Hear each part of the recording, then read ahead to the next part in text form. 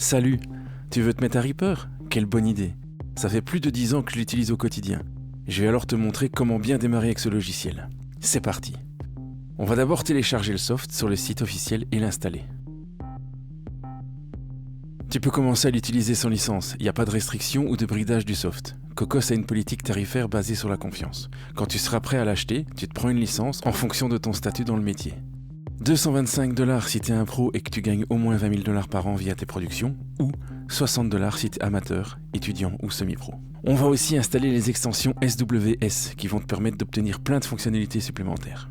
En plus de ça, on va télécharger le Reapack. Ça va te permettre d'installer des effets et des scripts créés par d'autres utilisateurs. Une fois installé, on va configurer notre matériel son en allant dans Options, Préférences, puis Audio Device. Si tu es sur Mac, tu sélectionnes le hardware que tu veux utiliser. Si tu es sur PC, tu peux utiliser le driver Wasapi. Ou, si tu as une interface audio externe ou une console numérique, tu peux sélectionner le driver ASIO de ton interface après l'avoir installé. Rends disponibles les entrées et sorties que tu souhaites voir apparaître dans tes bus d'entrée et sortie, et si tu le souhaites, tu peux le renommer à ta convenance ici. On va aussi configurer les périphériques MIDI en allant à nouveau dans les préférences et dans les MIDI devices. Et là, tu peux activer les entrées-sorties de ton choix. Sur les entrées, tu peux spécifier si ton hardware va gérer les instruments virtuels ou contrôler le soft. Maintenant, tu vas aller dans Options et tu vas cliquer sur Show Resource Path in Explorer. Tu vas glisser le DLL du Reapack dans le répertoire User Plugin. C'est fait?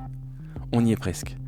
Retourne dans les préférences et dans l'onglet VST, tu vas définir le répertoire dans lequel sont stockés tes plugins extérieurs. Tu peux en spécifier plusieurs. On verra dans une prochaine vidéo comment installer des plugins en détail. Quitte Reaper et relance-le. Ça y est, t'es paré, tu peux commencer à bosser. En attendant, oublie pas de t'abonner à la chaîne, d'activer la petite cloche, de commenter, partager et liker. On se retrouve bientôt. Ciao!